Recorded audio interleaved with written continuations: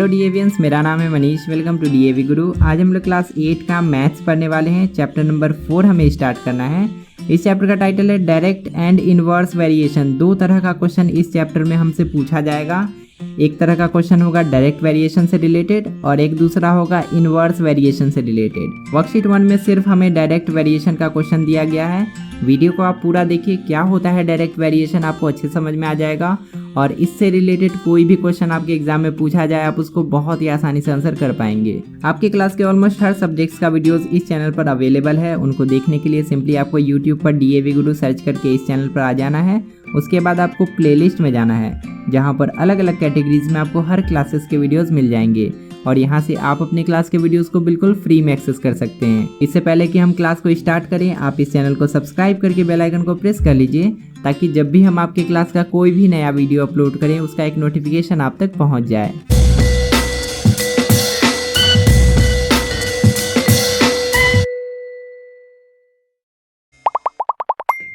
इससे पहले कि हम लोग वर्कशीट को सॉल्व करना शुरू करें, सबसे पहले हमें समझना पड़ेगा कि वेरिएशन क्या होता है और इसके कितने टाइप्स होते हैं। अगर आपका ये सब क्लियर है तो आप डायरेक्टली वर्कशीट पे भी जा सकते हैं। वेरिएशन का मतलब होता है चेंज या बदलाव। वेरिएशन मेनली दो तरह से हो सकता है, एक होता है डायरेक्ट वेरिएशन और एक होता है इनवर्स वेरिएशन। वेरिएशन की जब भी हम लोग बात करेंगे उसमें दो क्वांटिटीज़ इन्वॉल्व होगा और दोनों क्वांटिटीज़ के बीच में कैसा रिलेशन है इसी को देखकर हम लोग डिसाइड कर पाएंगे कि ये डायरेक्ट वेरिएशन हो रहा है या इनवर्स वेरिएशन हो रहा है। तो पहले समझ लेते हैं कि डायरेक्ट वेरिएशन क्या होता है। मान लेते हैं दो क्वांटिटी है, एक क्वांटिटी और दूसरा क्वांटिटी। अगर इसका वैल्यू इंक्रीज़ करने पर इसका भी वैल्यू इंक्रीज़ हो रहा है तो हम लोग बोलेंगे कि ये डायरेक्ट वेरिएशन का एग्जाम्पल है। अगर पहले क्वांटिटी के वैल्यू को डिक्रीज़ करने पर दूसरा क्वांटिटी भी डिक्रीज़ हो रहा है तो इसको भी हम लोग बोलेंगे कि ये डायरेक्ट वेरिएशन का एग्जाम्पल है। उसी तरह से हम लोग इनवर्स वेरिएशन को भी समझ सकते हैं। इसमें भी दो क्वांटिटी इन्वॉल्व होगा।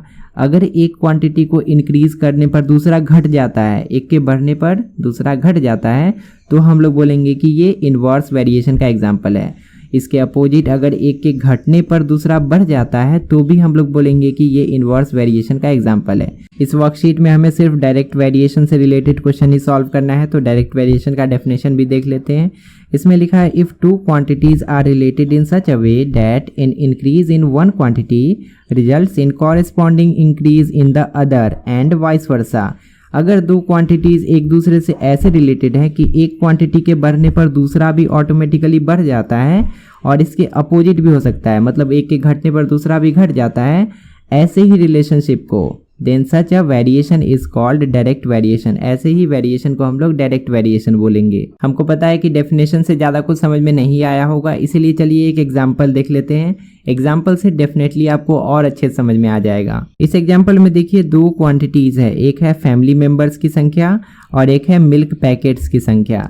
अगर फैमिली मेम्बर्स ज़्यादा होंगे तो ज़्यादा मिल्क पैकेट का रिक्वायरमेंट होगा, अगर फैमिली मेम्बर्स कम होंगे तो कम मिल्क पैकेट का रिक्वायरमेंट होगा। तो इसको देख के हमें पता चल रहा है कि यहाँ पर कैसा वेरिएशन हो रहा है। एक के बढ़ने पर दूसरा बढ़ाना पड़ रहा है, दूसरा बढ़ जा रहा है, और एक के घटने पर दूसरा घट रहा है। तो ये डायरेक्ट वेरिएशन का कंडीशन है और इसी से रिलेटेड क्वेश्चन हमें इस वाले वर्कशीट में सॉल्व करने हैं। इस पहले कंडीशन में 4 मेंबर्स हैं और 4 मेंबर्स के लिए मिल्क का रिक्वायरमेंट है 2 लीटर। लेकिन जैसे मेंबर्स बढ़ जाते हैं, 4 से 6 हो जाते हैं, वैसे मिल्क का रिक्वायरमेंट भी बढ़ जाता है। पहले 2 लीटर था, अब हो गया 3 लीटर। यहाँ पर जैसा कंडीशन बताया गया है, इस कंडीशन के हिसाब से हम लोग एक छोटा सा टेबल बना सकते हैं। टेबल बनाने आपको सीखना पड़ेगा, क्योंकि अभी हम लोग जितने भी क्वेश्चन सॉल्व करेंगे उसमें सबसे पहले आपको टेबल ही बनाना है। तो यहाँ पर देखिए दो पैरामीटर्स हमें दिया गया है, एक है फैमिली मेम्बर्स की संख्या और एक है मिल्क का क्वांटिटी। तो फैमिली मेम्बर्स की संख्या को हम F से डिनोट कर देते हैं और मिल्क का क्वांटिटी को M से डिनोट कर देते हैं। अगर 4 फैमिली मेम्बर्स हैं तो 2 लीटर मिल्क का रिक्वायरमेंट होता है और अगर 6 फैमिली मेम्बर्स हो जाते हैं तो 3 लीटर मिल्क का रिक्वायरमेंट होता है। इससे हमने ये वाला डेटा लिख दिया और इस दूसरे पैराग्राफ से हमने ये वाला डेटा लिख दिया, तो हमारा टेबल बनकर तैयार हो गया। आपको ऑलरेडी पता है कि ये डायरेक्ट वेरिएशन का केस है, क्योंकि एक क्वांटिटी के बढ़ने पर दूसरा भी बढ़ जा रहा है ऑटोमेटिकली, और अगर हम लोग इस क्वांटिटी को घटाएंगे तो दूसरा भी ऑटोमेटिकली घट जाएगा। डायरेक्ट वेरिएशन के टेबल में एक खास बात होता है जो कि आपको हमेशा याद रखना है। इसमें दोनों क्वांटिटीज़ का रेशियो ऑलवेज कांस्टेंट रहता है, मतलब फिक्स रहता है। आप इतना डिवाइडेड बाय इतना कीजिएगा इतना डिवाइडेड बाय इतना कीजिएगा, दोनों का आंसर हमेशा सेम आएगा। आप करके भी देख सकते हैं। आप 4 डिवाइडेड बाय 2 कीजिए तो आपको आंसर मिलेगा 2/1। आप 6 डिवाइडेड बाय 3 कीजिए तो भी आपको आंसर मिलेगा 2/1। इसीलिए हम लोग बोल सकते हैं कि दोनों पैरामीटर्स का ratio that is f/m is equal to constant. ये हमेशा फिक्स्ड होगा, ये हमेशा कांस्टेंट रहेगा। अब चलिए वर्कशीट को सॉल्व करना स्टार्ट करते हैं। क्वेश्चन नंबर 1 में वही कॉन्सेप्ट यूज होगा जो कि अभी जस्ट हमने सीखा है। यहाँ पर बोला जा रहा है fill in the missing terms in the following tables if x and y vary directly. अगर इन दोनों के बीच में डायरेक्ट वेरिएशन हो रहा है तो ये जो मिसिंग टर्म्स है यहाँ पर क्या क्या हमें भरना पड़ेगा, यही हमें फाइंड आउट करके बताना है। हम आपको पहले ही बताया कि डायरेक्ट वेरिएशन के केस में दोनों पैरामीटर का रेशियो हमेशा कांस्टेंट रहता है। आप 6/18 करेंगे तो आपको जितना आंसर मिलेगा उतना ही आंसर आपका यहाँ पर भी आना चाहिए। 8/, ये जो अननोन नंबर है, करने पर उतना ही आंसर आपका यहाँ पर भी आना चाहिए। 12/, ये अननोन नंबर करने पर, और उतना ही आंसर यहाँ पर भी आना चाहिए, ये अननोन नंबर डिवाइडेड बाय 63 करने पर। तो यहाँ पर हमें दोनों पैरामीटर का वैल्यूज़ पता है 6 और 18। तो पहले इसका रेशियो निकाल लेते हैं। 6 ऊपर में और नीचे में 18, इसको कैंसिल आउट करेंगे। 6 1 जा 6, 6 3 जा 18, मतलब 1/3 रेशियो हमें मिल गया। अब जो रेशियो इसका है वही रेशियो यहाँ पर भी हमें मेंटेन करना पड़ेगा। इसके लिए हम लोग देखेंगे कि 1 को किससे मल्टीप्लाई करने पर 8 आ रहा है। तो हमें पता चला कि 1 को अगर हम लोग 8 से मल्टीप्लाई कर देते हैं तो 8 आता है। इसी कारण से हम लोग नीचे भी 8 से मल्टीप्लाई करके ही यहाँ पर लिखेंगे। 8 3 जा, यहाँ पर 8 से मल्टीप्लाई करेंगे तो 8 3 जा हो जाएगा 24, मतलब यहाँ पर हमें 24 फिल करना पड़ेगा। तो हमें आंसर मिल गया, इट इज़ 24। अब जब आप 8 और 24 का रेशियो निकालिएगा तो फिर से आपका 1/3 ही आएगा। यहाँ पर रेशियो 1/3 था, यहाँ पर भी 1/3 का रेशियो मेंटेन हो रहा है। अब हमें पता लगाना है कि यहाँ पर क्या भरेंगे। तो फिर से देखिए, 1 को किससे मल्टीप्लाई करेंगे तो 12 आएगा। ऑब्वियस ही बात है कि 1 को 12 से मल्टीप्लाई करना पड़ेगा। तो नीचे भी हम लोग 12 से ही मल्टीप्लाई करके यहाँ पर लिखेंगे। मल्टीप्लाई बाय 12 करेंगे, 12 3 जा 36 हो जाएगा, मतलब यहाँ पर हमें 36 फिल करना पड़ेगा। भर दिए 36, ये भी फिल हो गया। अब देखिए यहाँ पर हमें पता लगाना है कि क्या भरेंगे। तो 3 को किससे मल्टीप्लाई करेंगे तो 63 आएगा। तो 3 को हमें 21 से मल्टीप्लाई करना पड़ेगा। तो ऊपर भी इसी कारण से हम लोग 21 से ही मल्टीप्लाई करेंगे। 21 1 जा हो जाएगा 21, तो यहाँ पर हमें 21 फिल करना पड़ेगा। अब आप रेशियो निकाल के चेक भी कर सकते हैं। इन दोनों का रेशियो भी 1/3 आता है, इन दोनों का रेशियो भी 1/3 आता है, और इन दोनों का रेशियो भी 1/3 आता है। और इसका तो 1/3 आ ही रहा था जो कि हमने पहले ही कैलकुलेट किया था। दूसरे टेबल को भी हम लोग वैसे ही फिल कर सकते हैं। यहाँ पर x का वैल्यू भी हमें पता है और y का वैल्यू भी पता है। तो पहले इसका रेशियो निकाल लेते हैं। x का वैल्यू है 10, y का वैल्यू है 5। 5 1 जा 5, 5 2 जा 10, मतलब 2:1 हमें इसका रेशियो मिल गया। अब हर जगह हमें 2:1 को मेंटेन करना है, हर जगह। यहाँ पर हमें वही नंबर भरना है जिससे ये रेशियो मेंटेन हो सके। कैसे? जैसे हमने पिछले टेबल को फिल किया था। 1 को किससे मल्टीप्लाई करेंगे तो 10 आएगा, ऑब्वियस ही बात है 10 से। तो ऊपर भी 10 से मल्टीप्लाई करके हम लोग यहाँ पर लिख देंगे। 10 2 जा 20 हो जाएगा, यहाँ पर 20 फिल करेंगे। उसके बाद हमें यहाँ पर भरना है। यहाँ पर एक नंबर हमें दिया गया है, तो 2 को किससे मल्टीप्लाई करेंगे तो 30 आया होगा। 2 को 15 से मल्टीप्लाई करने पर 30 आता है, तो नीचे भी 15 से ही मल्टीप्लाई करके यहाँ पर लिख देंगे। 15 1 जा 15 हो जाएगा। उसके बाद 2 को किससे मल्टीप्लाई करेंगे तो 46 आएगा 23 से, तो नीचे भी 23 से ही हमें मल्टीप्लाई करना पड़ेगा। 23 जा और 23 1 जा 23 होता है, तो यहाँ पर 23 हमें फिल करना है। अब आप देखिए, इन दोनों का रेशियो भी 2/1 आएगा, इन दोनों का रेशियो भी 2/1 आएगा, और इन दोनों का रेशियो भी 2/1 आएगा, जो कि हमने इससे कैलकुलेट किया था। तीसरे टेबल में हमें यहाँ पर भी x और y का वैल्यू दिया गया है और यहाँ पर भी x और y का वैल्यू दिया गया है। हमें सिर्फ इसमें भरना है और इसमें भरना है, तो कहीं से भी आप रेशियो निकाल सकते हैं। आप 6/15 कर दीजिए या 8/20 कर दीजिए। तो किसी को कर लेते हैं 6/15 ही कर लेते हैं। इसको कैंसिल आउट करेंगे। 3 2 जा 6, 3 5 जा 15। अब तो कैंसिल आउट नहीं होगा, मतलब 2:5 इसका रेशियो आ गया। अब हमें देखना है कि 2 को किससे मल्टीप्लाई करने पर 10 आता है, तो 5 से मल्टीप्लाई करने पर 10 आता है। तो नीचे भी हम लोग 5 से ही मल्टीप्लाई करके यहाँ पे लिखेंगे। 5 5 जा 25 हो जाएगा, तो यहाँ पर 25 भर दिए। 5 को किससे मल्टीप्लाई करेंगे तो 40 आएगा। 8 से मल्टीप्लाई करने पर आता है, तो ऊपर भी हम लोग 8 से ही मल्टीप्लाई करेंगे। 8 2 जा हो जाएगा 16, तो यहाँ पर हमें 16 फिल करना होगा। इस तरह से तीनों टेबल को हमने फिल कर दिया। आपको यहाँ पर यही याद रखना है कि जब भी डायरेक्ट वेरिएशन का क्वेश्चन हो और टेबल को फिल करना हो, इसके लिए सबसे पहले आपको जहाँ पर दोनों वैल्यूज़ पता है उसको यूज़ करके रेशियो निकाल लेना है और उसी रेशियो को मेंटेन करते हुए बाकी ब्लैंक्स को फिल कर देना है। अब हमें सेकेंड क्वेश्चन को सॉल्व करना है। सेकेंड क्वेश्चन को समझना आपके लिए बहुत ज़्यादा इंपॉर्टेंट है, क्योंकि इसके बाद जितना भी क्वेश्चन दिया गया है इस वर्कशीट में एग्जैक्टली उसको भी हम लोग इसी तरह सॉल्व करेंगे और उसके लिए भी स्टेटमेंट बिल्कुल हमें इसी तरह से लिखना है जैसा कि हमने यहाँ पर लिखा है। 5 bags of rice way 150 kg। 5 चावल के बोरे का वजन हमें दे दिया गया है 150 किलो और हमसे पूछा गया है how many such bags of rice will way 900 kg। अगर 900 kg हमें पूरा करना है राइस तो हमें कितना बैग्स लगेगा, कितना बोरा लगेगा, यही हमें कैलकुलेट करके बताना है। ऐसे क्वेश्चन में जिसका भी वैल्यू हमें फाइंड करना हो उसको पहले हम लोग मान लेंगे x। वही चीज़ यहाँ पर किए हैं।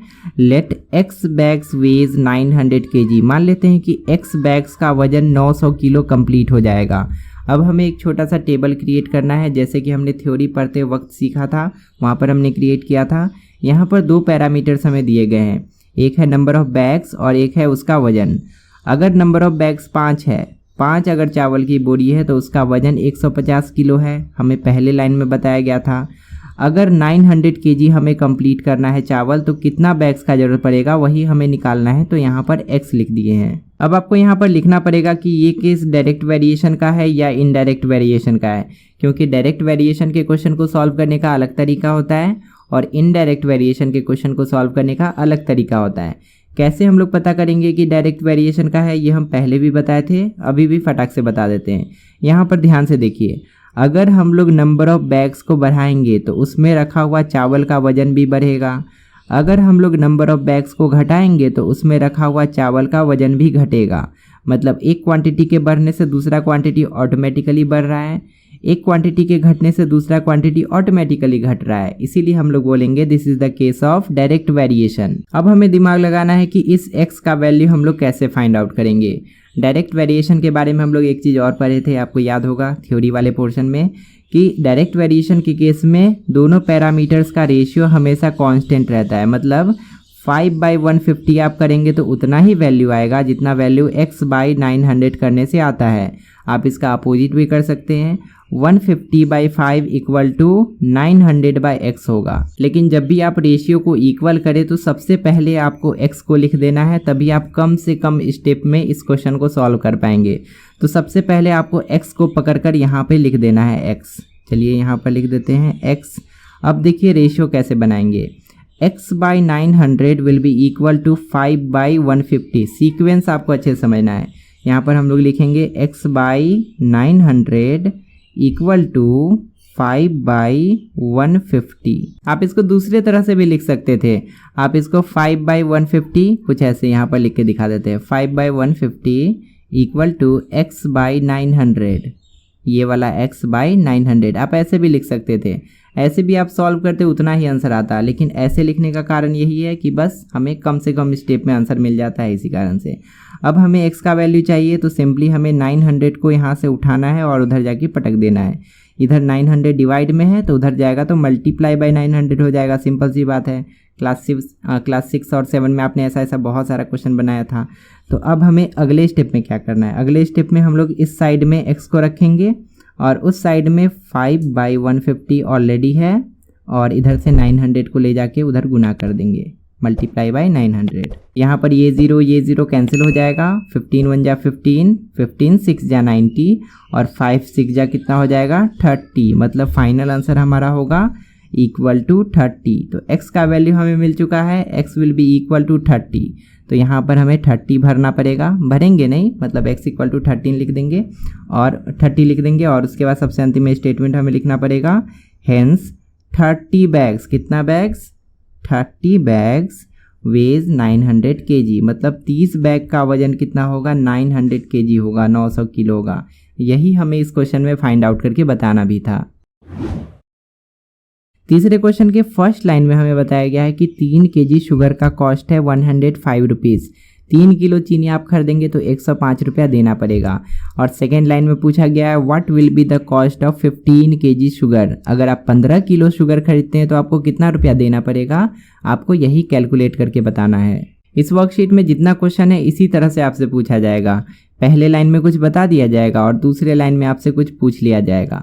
अगर हम लोग सिर्फ इस क्वेश्चन की बात करें तो इसको हम लोग बिना पेन पेपर के भी बना सकते हैं। बस आप ध्यान से देखिए, पहले हमें 3 kg शुगर खरीदना था, 105 रुपया देना पड़ रहा था, लेकिन अब हमें 15 kg शुगर खरीदना है, कितना पैसा देना पड़ेगा वही कैलकुलेट करना है।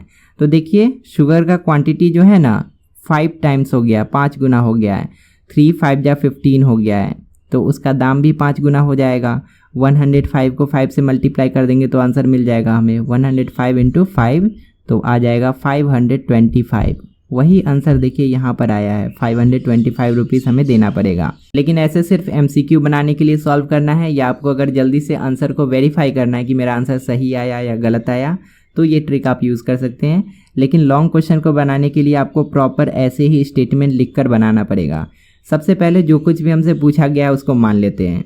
मान लेते हैं कि 15 kg शुगर का कॉस्ट है x रुपया। अब इसी x का वैल्यू हमें फाइंड आउट करना है। फटाक से टेबल बना देंगे दोनों पैरामीटर के साथ। यहाँ पर हमें शुगर का वेट पता है और उसका कॉस्ट पता है। अगर 3 kg वेट है तो 105 रुपया देना पड़ रहा है, 15 kg वेट होगा तो कितना रुपया देना पड़ेगा, यही हमें कैलकुलेट करके बताना है। ये कंडीशन भी डायरेक्ट वेरिएशन का है, क्योंकि अगर हम लोग शुगर का वेट बढ़ाते हैं तो शुगर का दाम भी बढ़ेगा, शुगर का वेट घटाते हैं तो उसका दाम भी घटेगा। इसीलिए ये वाला स्टेटमेंट हमें लिख देना है और उसके बाद हमें वही स्टेप फॉलो करना है जो कि हम लोग डायरेक्ट वेरिएशन में फॉलो करते हैं x का वैल्यू फाइंड आउट करने के लिए। यहाँ पर देखिए रेशियो आप किसी तरह से लिख सकते हैं।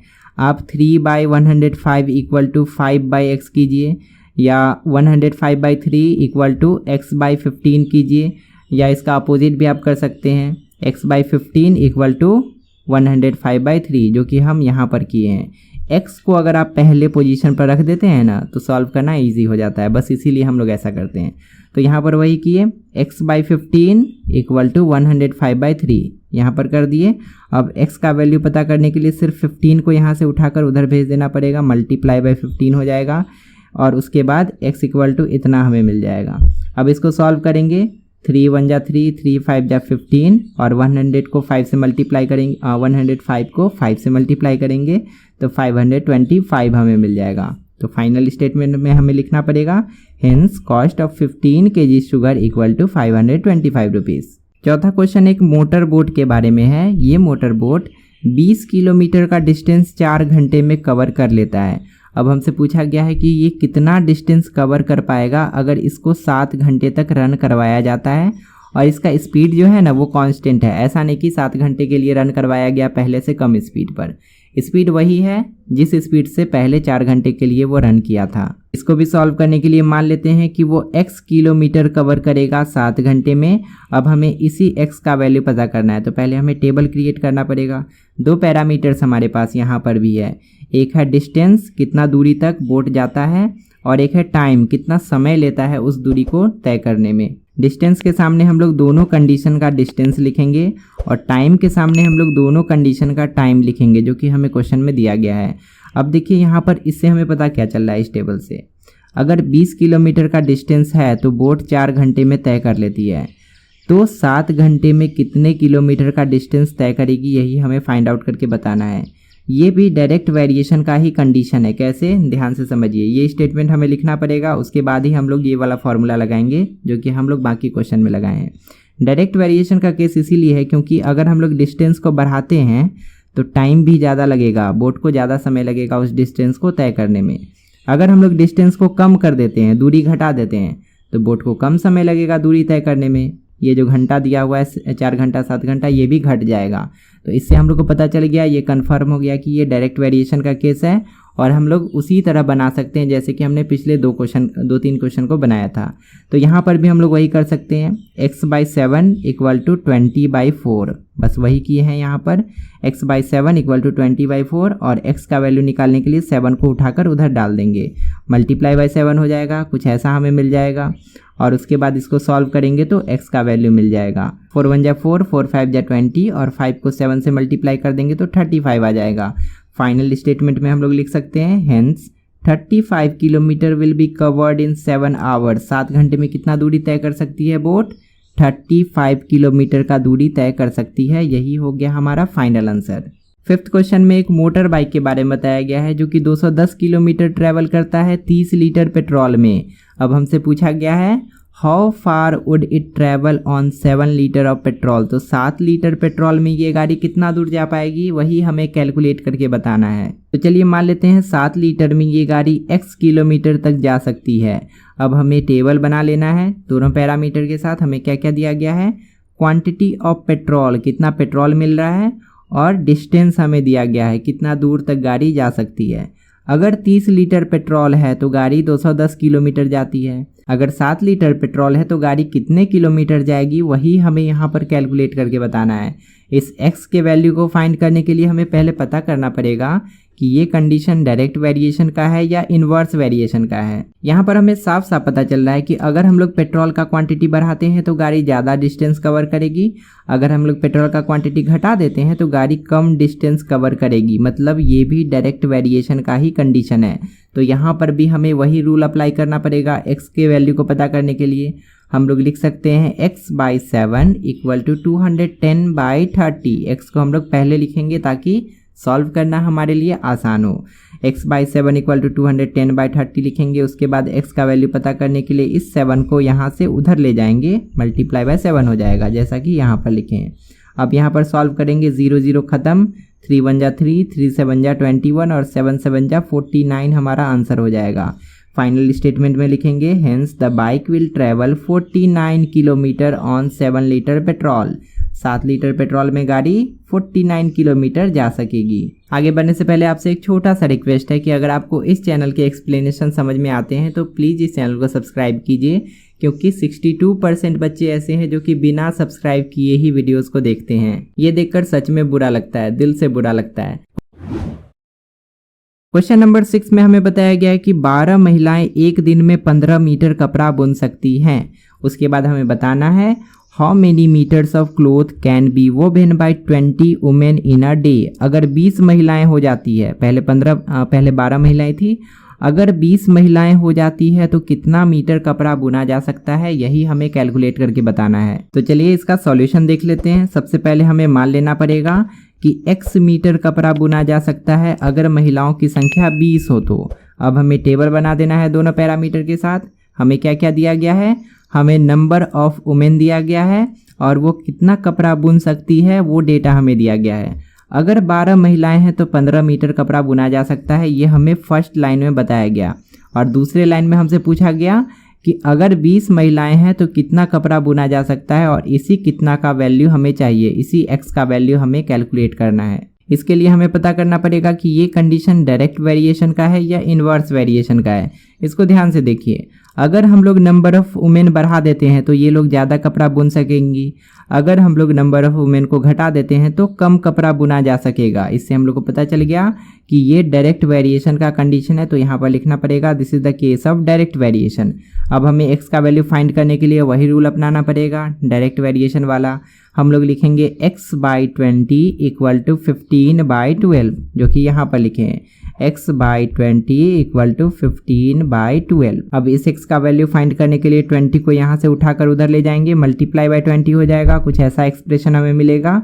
इसको सॉल्व करेंगे तो 25 हमारा आंसर आ जाएगा। 3 से देखिए कट जाएगा, 3 4 जा 12, 3 5 जा 15, 4 1 जा 4, 4 5 जा 20 और 5 5 जा 25 आ जाएगा। अब हमें फाइनल स्टेटमेंट लिखना है, तो हम लोग लिख सकते हैं hence 25 metre cloth can be woven by 20 women. अगर महिलाएं 20 हो जाती है तो 25 मीटर कपड़ा बुना जा सकेगा। यही चीज़ हमसे क्वेश्चन में पूछा गया था, हमने कैलकुलेट कर दिया। क्वेश्चन नंबर 7 बाकी के क्वेश्चन से थोड़ा सा अलग है। इसको सॉल्व करते समय अगर आप ध्यान नहीं देंगे तो आपका आंसर गलत आ जाएगा। इसमें हमें बताया गया है कि वेट 5 शीट ऑफ पेपर का वेट 20 ग्राम है। मतलब 5 पेपर का टुकड़ा को अगर नापा जाता है तो 20 ग्राम उसका वजन आता है। अब हमसे पूछा गया है how many sheets of the same paper, उसी पेपर का कितना शीट लगेगा, कितना टुकड़ा लगेगा, वुड वे 2.5 kg, ताकि उसका वजन 2.5 kg हो जाए। इसको सॉल्व करने के लिए मान लेते हैं कि x शीट्स ऑफ पेपर लगेगा अगर वजन 2.5 kg हमें चाहिए तो। अब हमें टेबल प्रिपेयर करना है। हमें क्या क्या दिया गया है, हमें नंबर ऑफ पेपर दिया गया है, नंबर ऑफ पेपर शीट्स, और हमें उसका वजन दिया गया है। अगर 5 पेपर का टुकड़ा लेते हैं तो उसका वजन 20 ग्राम होता है। तो हमें कितना पेपर का टुकड़ा लेना पड़ेगा ताकि उसका वजन 2.5 kg हो जाए, यहीं पर आपको ध्यान देना है। यहाँ पर ध्यान से देखिए कि जो वेट हमें दिया गया है ना वो ग्राम में दिया गया है, और यहाँ पर जो वेट हमें दिया गया है वो किलोग्राम में है। जब भी आप क्वेश्चन सॉल्व करेंगे तो आपको मेक श्योर करना है कि हर जगह यूनिट सेम हो। जैसे कि यहाँ पर नंबर ऑफ पेपर है तो दोनों का यूनिट सेम होना चाहिए, यहाँ पर वेट है तो दोनों का यूनिट सेम होना चाहिए, यहाँ पर ग्राम है तो यहाँ पर भी ग्राम आपको करना पड़ेगा। आपको पता है कि केजी को ग्राम में कैसे कन्वर्ट करते हैं, हमें इसको 1000 से मल्टीप्लाई कर देना होता है। जब आप इसको 1000 से मल्टीप्लाई करेंगे तो आपका आंसर आ जाएगा 2500 ग्राम्स। अब हमें पता करना पड़ेगा कि ये केस डायरेक्ट वेरिएशन का है या नहीं। इसके लिए हमें यहाँ पर देखना पड़ेगा, अगर हम लोग नंबर ऑफ पेपर को बढ़ाते हैं तो उसका वेट भी बढ़ जाएगा, अगर हम लोग नंबर ऑफ पेपर को घटाते हैं तो उसका वेट भी घट जाएगा। एक के बढ़ने से दूसरा भी बढ़ रहा है, एक के घटने से दूसरा भी घट रहा है, मतलब ये डायरेक्ट वेरिएशन का केस है। मतलब हम लोग लिख सकते हैं x/2500 इक्वल टू 5/20। वही चीज़ यहाँ पर लिख दिए हैं, x/2500 इक्वल टू 5/20। अब x का वैल्यू चाहिए तो ये 2500 उधर चल जाएगा, मल्टीप्लाई बाई 2500 हो जाएगा, इतना हमें मिल जाएगा। इसको सॉल्व करेंगे तो 625 हमारा आंसर होगा। अब हम लोग फाइनल स्टेटमेंट में लिख सकते हैं, हेंस 625 शीट्स वेज 2.5 kg। यहाँ पर 625 ग्राम नहीं होगा, यहाँ पर 2.5 kg होगा। मतलब 2.5 kg पेपर कंप्लीट करने के लिए 625 शीट्स हमें चाहिए होगा। क्वेश्चन नंबर 8 में बताया गया है कि रीना टाइप करती है और वो 4 मिनट में 600 वर्ड्स टाइप कर सकती है। अब हमसे पूछा गया है how much time will she take to type 3150 words. अगर उसको इतना वर्ड टाइप करना है तो उसको कितना समय लगेगा, यही कैलकुलेट करके हमें बताना है। तो मान लेते हैं कि उसको x मिनट्स लगेगा अगर उसको इतना वर्ड टाइप करना है तो। अब हमें टेबल क्रिएट कर लेना है दोनों पैरामीटर्स का। टाइम टेकन हमें दिया गया है और कितना वर्ड टाइप किया जाता है वो भी हमें दिया गया है। 4 मिनट में वो 600 वर्ड टाइप कर सकती है, तो इतना वर्ड टाइप करने में कितना समय लगेगा वही हमें कैलकुलेट करना है। ये हमें नहीं पता है इसीलिए यहाँ पर x लिख दिए हैं। अब हम लोग उसी तरह पता करेंगे कि क्या ये डायरेक्ट वेरिएशन का कंडीशन है या इनवर्स वेरिएशन का कंडीशन है। यहाँ पर देखिए, अगर समय ज़्यादा मिलेगा, टाइम अगर ज़्यादा मिलेगा तो ज़्यादा वर्ड भी टाइप होगा, अगर टाइम कम मिलेगा तो कम वर्ड टाइप होगा, मतलब ये डायरेक्ट वेरिएशन का केस है। तो हम लोग लिख सकते हैं x बाई इतना इक्वल टू 4 बाई इतना। तो यहाँ पर वही लिखे हैं x/3150 इक्वल टू 4/600। अब x का वैल्यू फाइंड करने के लिए इसको उस पार भेज देंगे, मल्टीप्लाई हो जाएगा, x इक्वल टू इतना हो जाएगा। इसको सॉल्व करेंगे, कैंसिल आउट करने के बाद आपका आंसर 21 आ जाएगा। तो फाइनली आप स्टेटमेंट लिख सकते हैं, hence 21 minute will be taken to type 3150 words. मतलब 21 मिनट लगेगा अगर उसको इतना वर्ड टाइप करना है तो। इस क्वेश्चन में रोहन के बारे में बताया गया है कि अगर वो 14 स्टेप्स चलता है तो वो 2.8 मीटर का डिस्टेंस कवर कर लेता है। अब हमसे पूछा गया है what distance would he cover in 150 steps. अगर वो 150 कदम चलता है तो कितना दूरी वो तय कर लेगा, यही कैलकुलेट करके हमें बताना है। तो चलिए मान लेते हैं कि वो x डिस्टेंस कवर करता है 150 स्टेप्स में। अब हमें टेबल क्रिएट कर लेना है दोनों पैरामीटर के साथ। एक है डिस्टेंस कवर्ड और एक है नंबर ऑफ स्टेप्स। पहले लाइन में हमें बताया गया था कि अगर वो 14 स्टेप्स चलता है तो 2.8 मीटर डिस्टेंस कवर करता है, और दूसरे लाइन में हमसे पूछा गया था कि अगर वो 150 स्टेप्स चलता है तो कितना डिस्टेंस कवर करेगा। तो ये हमें पता नहीं है इसलिए यहाँ पर x लिख दिए। अब इस x का वैल्यू पता करने के लिए हमें पहले देखना पड़ेगा कि ये कैसा कंडीशन है, डायरेक्ट वेरिएशन का केस है या इनवर्स वेरिएशन का केस है। अगर उसको ज़्यादा डिस्टेंस कवर करना है तो उसको ज़्यादा स्टेप्स चलना पड़ेगा, अगर उसको कम डिस्टेंस कवर करना है तो उसको कम स्टेप्स चलना पड़ेगा। मतलब इसके बढ़ने से ये भी बढ़ रहा है और इसके घटने से ये भी घट रहा है, मतलब ये डायरेक्ट वेरिएशन का केस है। तो हम लोग लिख सकते हैं x/150 इक्वल टू 2.8/14, बस वही यहाँ पर लिखे हैं। और x का वैल्यू फाइंड करने के लिए 150 को उधर भेज देंगे, मल्टीप्लाई हो जाएगा, इतना हमें मिल जाएगा। इसको सॉल्व करेंगे तो 30 आंसर आएगा। तो फाइनल स्टेटमेंट में हमें लिखना पड़ेगा, hence 30 metre will be covered in 150 steps. मतलब 150 कदम में कितना मीटर कवर होगा, 30 मीटर कवर होगा। 10th क्वेश्चन में बताया गया है कि एक डीलर को पता चलता है कि 48 रिफाइंड ऑयल का कैंस, जिसमें कि हर कैन 5 लीटर्स का है, उसको अगर पैक किया जाए ना तो 8 कार्टून्स का ज़रूरत पड़ेगा। 8 कार्टून में वो पैक किया जा सकता है। अब हमसे पूछा गया है how many such cartons will he require to pack 216 cans. अगर उसको इतना कैंस पैक करना है तो कितना कार्टून का ज़रूरत पड़ेगा, वही हमें कैलकुलेट करके बताना है। तो मान लेते हैं कि 216 कैंस को भरने के लिए x नंबर ऑफ कार्टून्स का ज़रूरत पड़ेगा। अब इसी x का वैल्यू हमें पता करना है, तो इसके लिए पहले तो टेबल बनाना पड़ेगा। 2 पैरामीटर्स हमें यहाँ पर दिए गए हैं, एक है नंबर ऑफ कार्टून्स और एक है नंबर ऑफ कैंस। अगर 48 कैंस को हमें भरना है कार्टून में, अगर उसको भरना है कार्टून में तो 8 कार्टून्स का ज़रूरत पड़ता है। अगर इतना कैंस भरना है कार्टून में 216 कैंस, तो कितना कार्टून का ज़रूरत पड़ेगा वही हमें कैलकुलेट करके बताना है, इसीलिए यहाँ पर x लिख दिए हैं। अब देखिए ये भी डायरेक्ट वेरिएशन का ही कंडीशन है, इसीलिए हम यहाँ पर लिख दिए हैं। कैसे, एक बार देख भी लेते हैं। अगर कार्टून्स ज़्यादा होंगे तो उसमें आने वाला कैंस भी ज़्यादा होगा, अगर कम कार्टून्स होंगे तो कैंस भी उसमें कम ही हटेगा। इससे हम लोग को पता चल रहा है कि इसके बढ़ने पर ये भी बढ़ रहा है और इसके घटने पर ये भी घट रहा है, मतलब ये डायरेक्ट वेरिएशन का कंडीशन है। हम लोग लिख सकते हैं x/216 इक्वल टू 8/48। बस वही यहाँ पर लिखे हैं। 216 को उधर भेजेंगे, मल्टीप्लाई हो जाएगा, इतना हमें मिल जाएगा। इसको सॉल्व करेंगे तो 36 आंसर आएगा। 36 आंसर आ गया। अब हमें लिखना पड़ेगा hence 36 cartons are required to pack 216 cans. इतना कैंस को पैक करने के लिए 36 कार्टून्स का रिक्वायरमेंट होगा। यही क्वेश्चन में हमसे पूछा गया था, हमने कैलकुलेट कर दिया। 11th क्वेश्चन में बताया गया है the total cost of 15 newspaper is 37.5 rupees. मतलब 15 न्यूज़पेपर का दाम हमें दे दिया गया है और हमसे पूछा गया है find the cost of 25 newspapers. तो आप 25 न्यूज़पेपर का दाम बताइए कैलकुलेट करके।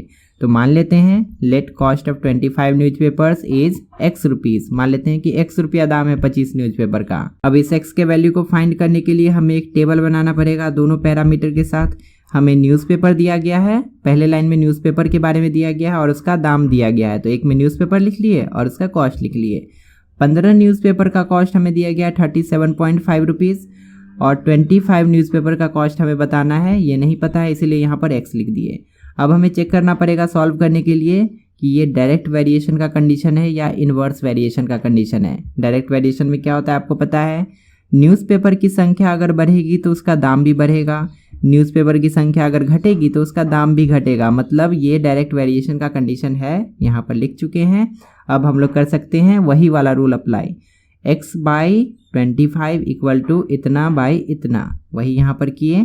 x का वैल्यू फाइंड करने के लिए सिंपली 25 को उधर मल्टीप्लाई कर देना पड़ेगा। ये एक्सप्रेशन हमें मिलेगा, इसको सॉल्व आप करेंगे तो 62.5 आएगा, मतलब 62 रुपया 50 पैसा हो गया आपका 25 न्यूज़पेपर का दाम। हम लोग लिखेंगे final statement hence the cost of 25 newspaper is 62 rupees 50 पैसा, या डायरेक्टली आप इसको बोल सकते हैं 62.5 रुपीज़। इस वर्कशीट के सबसे अंतिम क्वेश्चन नंबर 12 पर आते हैं। इसके बाद ये पूरा वर्कशीट कंप्लीट हो जाएगा। इसमें बोला जा रहा है कि एक मजदूर है जिसको 675 रुपीज़ मिलता है अगर वो 9 दिन काम करता है तो, और हमसे पूछा गया है how many days should he work to get 900 rupees. अगर उसको 900 रुपया कमाना है तो उसको कितने दिन तक काम करना पड़ेगा, यही कैलकुलेट करके हमें बताना है। तो मान लेते हैं he should work x days to get 900 rupees. मान लेते हैं कि उसको 900 रुपया पाने के लिए x दिनों तक काम करना पड़ेगा। अब हमें दोनों पैरामीटर्स लिखने हैं, नंबर ऑफ डेज और इसका वेज। वेज का मतलब होता है मजदूरी। हमें पहले लाइन में बताया गया था कि उसको 675 रुपीज़ कमाने के लिए 9 डेज तक काम करना पड़ता है, और हमसे पूछा गया था दूसरे लाइन में कि उसको 900 रुपीज़ कमाने के लिए कितना दिनों तक काम करना पड़ेगा। मतलब इसी x का वैल्यू हमें चाहिए। इसको फाइंड करने के लिए हमें पता करना पड़ेगा कि ये डायरेक्ट वेरिएशन है या इन्वर्स वेरिएशन का केस है। इसके लिए हम लोग इन दोनों को देखेंगे। अगर नंबर ऑफ डेज ज़्यादा होते हैं, ज़्यादा दिनों तक वो काम करता है, तो उसका मजदूरी भी ज़्यादा होगा, उसको ज़्यादा पैसा मिलेगा। अगर नंबर ऑफ डेज कम हो जाता है, उसको कम दिनों तक काम करने को मिलता है, तो उसका वेज, उसका मजदूरी भी कम हो जाएगा, पैसा भी कम हो जाएगा। इससे पता चल रहा है कि ये डायरेक्ट वेरिएशन का केस है। तो हम लोग लिख सकते हैं x/900 इक्वल टू 9/675, वही यहाँ पर लिखे हैं। और x का वैल्यू पता करने के लिए 900 को उठाकर उधर डाल देंगे, मल्टीप्लाई 900 हो जाएगा जैसा कि यहाँ पर लिखे हैं, और इसको कैंसिल आउट करेंगे, सॉल्व करेंगे, उसके बाद आपका फाइनल आंसर मिलेगा 12। इसका मतलब क्या हुआ, hence he should work for 12 days, उसको 12 दिन तक काम करना पड़ेगा अगर उसको 900 रुपया कमाना है तो।